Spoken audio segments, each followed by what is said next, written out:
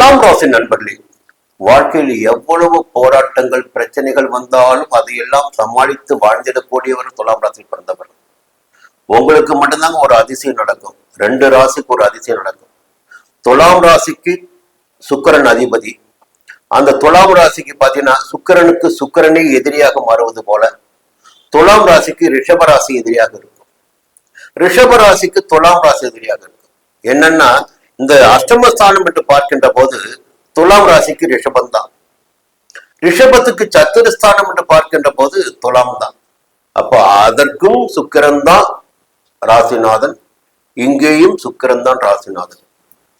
வாழ்க்கையில 2 ராசிகள் பாருங்க. இந்த செவ்வாயுடைய ஆதிக்கத்தில் பிறந்தவர்கள், சுக்கிரனுடைய ஆதிக்கத்தில் பிறந்தவர்களுக்கு மட்டும்தான் நிலைமை. தனக்கு தானே எதிரியாக இருப்பார்கள். தன்னுடைய ராசியில் பிறந்தவர்கள் மற்றொரு ராசியில் பிறந்தவர்கள் தனக்கு எதிரியாக இருப்பார்கள், அல்லது மறைமுக தொல்லைகளை கொடுப்பவர்களாக இருப்பார்கள். சரி, பொதுவாக பாத்தீங்கன்னா துலாம் ராசி உழைப்பதற்கு அஞ்சாத ஒரு ராசி. ஆனா வாழ்க்கையில் போராடி போராடி போராடித்தான் எந்த ஒன்றையும் அடைய வேண்டிய நிலையில் இருக்கின்ற ராசி. அது சுக்கிரனுடைய ராசியாக இருந்தாலும், சுக்கிரன் அதிர்ஷ்டக்காரகனாக இருந்தாலும், துலாம் ராசியில் பிறப்பவர்களுக்கும் ரிஷப ராசியில் பிறப்பவர்களுக்கும் நிறைய வேறுபாடுகள் இருக்கும். அவர்கள் எளிதாக முன்னேற்றத்தை அடைந்து விடுவார்கள். இவர்கள் போராடி போராடி ஒரு முன்னேற்றத்தை அடைய வேண்டிய நிலை இருக்கும். அது காலபுருஷ தத்துவத்தின் 7வது இடம் இது. அப்போ இதற்கு 2ஆம் இடம் மட்டும் பார்க்கின்ற போது செவ்வாய் ஸ்தானம், குடும்பஸ்தானம். அப்போ நிறைய இங்கே சங்கடங்கள் இருக்கும், வாழ்க்கையில போராட்டங்கள் இருக்கும். அந்த போராட்டங்களை எல்லாம் கடந்து வாழ்ந்து வருபவர்கள் துலாம் ராசியில் பிறந்தவர்கள். சரி, இந்த நேரத்துல கிரகங்கள் எப்படி இருக்கு, அதான் ரொம்ப முக்கியம். இப்போ பொதுவா ஒரு ராசியில் பிறந்துட்டா இப்படி சங்கடம் இருக்கும், இல்ல முன்னேற்றம் இருக்கும், இப்படி இருப்பாங்கன்னு சொல்லலாம். ஆனா கிரக சஞ்சாரம் இருக்கு பாருங்க. சூரியன் 10ஆம் இடமான ஜீவனஸ்தானத்தில் சஞ்சரிக்கிறார். பொதுவாக சூரியன் 3ஆம் இடத்திலும் 6ஆம் இடத்திலும் 10ஆம் இடத்திலும் 11ஆம் இடத்திலும் சஞ்சரிக்கின்ற போது யோக பலன்களை கொடுப்பார் என்பது விதி. அப்ப 10ஆம் இடத்தில் சூரியன் சஞ்சரிக்கின்ற போது என்ன பண்ணுவார்னா, வேலை இல்லாமல் இருப்பவர்களுக்கு வேலை கிடைத்திடக்கூடிய ஒரு வழியினை ஏற்படுத்தி கொடுப்பார். அடுத்து பாத்தீங்கன்னா உத்தியோகத்தில் இருப்பவர்களுக்கு எதிர்பார்த்த இடமாற்றத்தையும் பதவி உயர்வையும் கொடுப்பார் சூரியன். புதிய தொழில் தொடங்குவதற்காக முயற்சி மேற்கொண்டு வருபவர்களுக்கு எதிர்பார்த்த அனுமதியினை கொடுப்பார். வெளிநாட்டுக்கு போகணும்னு நினைக்கிறீங்க, வேலைக்காக போகணும்னு நினைக்கிறீங்க, படிக்கிறதுக்காக போகணும்னு நினைக்கிறீங்க, அதற்குரிய அனுமதி, விசா கிடைப்பதற்குரிய அனுமதியினை 10ஆம் இடத்தில் சஞ்சரித்து வரும் சூரியன் கொடுப்பார். இப்போ 10ஆம் இடத்து சூரியனால் உங்கள் வாழ்க்கையில் ஒரு புதிய பாதை தெரிய போகுது. வேலை கிடைக்கும், வேலையில் முன்னேற்றம் கிடைக்கும், உத்தியோகத்தில் முன்னேற்றம் கிடைக்கும், செய்து வருகின்ற தொழில் லாபம் கிடைக்கும். இதையெல்லாம் ஜீவனஸ்தானமான 10ஆம் இடத்தில் சஞ்சரிக்கின்ற சூரியன் உங்களுக்கு ஏற்படுத்தி கொடுப்பார். இன்னொரு பக்கம் பாத்தீங்கன்னா 11ஆம் இடமான லாபஸ்தானத்தில் கேது. இந்த கேது தான் சமீப காலத்தில் உங்களை வாழ வைத்துக் கொண்டிருக்கிறார், லாபத்தை கொடுத்து கொண்டிருக்கிறார். அப்ப நல்ல நிலை, வருமானம் என்பதெல்லாம் லாப கேதுபால் உங்களுக்கு கிடைத்துக் கொண்டிருக்கிறது. சனி 6ஆம் இடத்தில் சஞ்சரிக்க ஆரம்பித்திருக்கிறார். 6ஆம் இடத்து சனி உங்களுக்கு யோகத்தை கொடுக்க ஆரம்பித்திருக்கிறார். ஆனா என்னன்னா இந்த மாசம் 6ஆம் இடத்தில் சஞ்சரித்து வரும் சனி பகவான் வக்கிரம் அடைந்திருக்கிறார். இப்ப வக்கிர சனியினால் முன்பு போல யோகமான பலன்களை கொடுக்க முடியாது. இது ஒரு பக்கம்.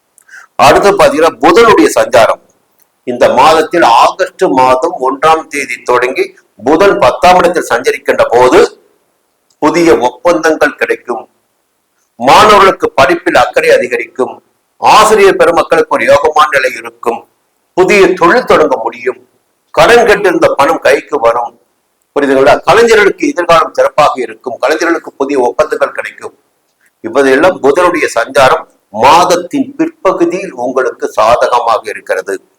செவ்வாயுடைய சஞ்சாரம் பார்த்தீங்கன்னா மாதத்தின் முற்பகுதியில் அஷ்டமஸ்தானமான உங்களுடைய ராசிநாதன் வீட்டில் ரிஷபத்தில் சஞ்சரிக்கிறார். அப்ப செவ்வாய் சப்தமஸ்தானாதிபதி செவ்வாய், தன குடும்பாதிபதி செவ்வாய் உங்களுக்கு, அவர் அஷ்டமஸ்தானத்தில் மறைகிறார். அப்ப பாத்தீங்கன்னா கணவன் மனைவிக்குள் கொஞ்சம் ஒற்றுமை இல்லாமல் போகலாம், குடும்பத்தில் சங்கடங்கள் ஏற்படலாம். கொஞ்சம் நிதானம் காப்பது என்பது நன்மையை ஏற்படுத்தும்.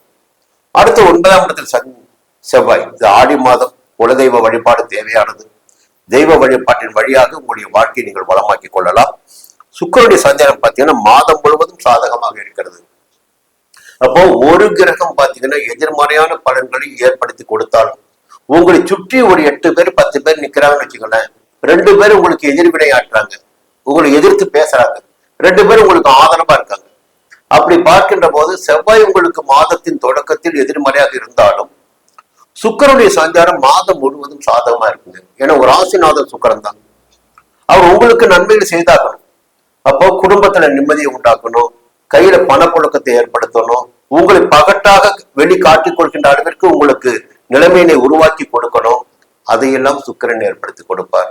ஒரு புதிய வாகனம் வாங்குவது, புரியுங்களா, ஒரு சுப செலவுகளை செய்வது, குடும்பத்திற்காக செலவுகள் செய்வது, நவீன பொருட்கள் வாங்குவது எல்லாம் சுக்கிரன் ஏற்படுத்தி கொடுப்பார்.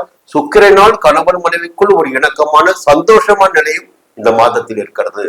என்ன பிரச்சனை வந்தாலும் அதையெல்லாம் சமாளித்து நடைபோடக்கூடிய நிலையினை சுக்கிரன் ஏற்படுத்தி கொடுப்பார். இந்த மாதத்தில் உங்களுக்கு கொஞ்சம் நிதானமா நீங்க இருக்கணும், அவ்வளவுதான். ராகு 5ஆம் இடத்துல, அப்போ பூர்வீக சொத்து விவகாரத்தில், புரியுதுங்களா, பிள்ளைகளா சில சங்கடங்கள் ஏற்படலாம். கொஞ்சம் கவனமா இருந்துக்குங்க. பொதுவாக எல்லாவற்றையும் சமாளித்திடக்கூடிய மாதமாக இந்த மாதம் உங்களுக்கு இருக்கும். இந்த மாதத்தில் ஆகஸ்ட் மாதம் 6ஆம் தேதி இரவு 11:59 முதல் ஆகஸ்ட் மாதம் 9ஆம் தேதி அதிகாலை 2:26 வரை சந்திராஷ்டமம். சந்திராஷ்டம நாட்களில் புதிய முயற்சிகளை தவிர்ப்பது நன்மையாக இருக்கும். முந்தைய வேலைகளில் மட்டும் கவனம் செலுத்திடுவாங்க. அதற்காக நீங்க சோர்ந்து போக வேண்டாம். வழக்கமான வேலைகளில் கவனம் செலுத்துங்கள். புதிய முயற்சிகள் வேண்டாம். மீண்டும் அடுத்த மாதம் சந்திப்போம். நன்றி, வணக்கம்.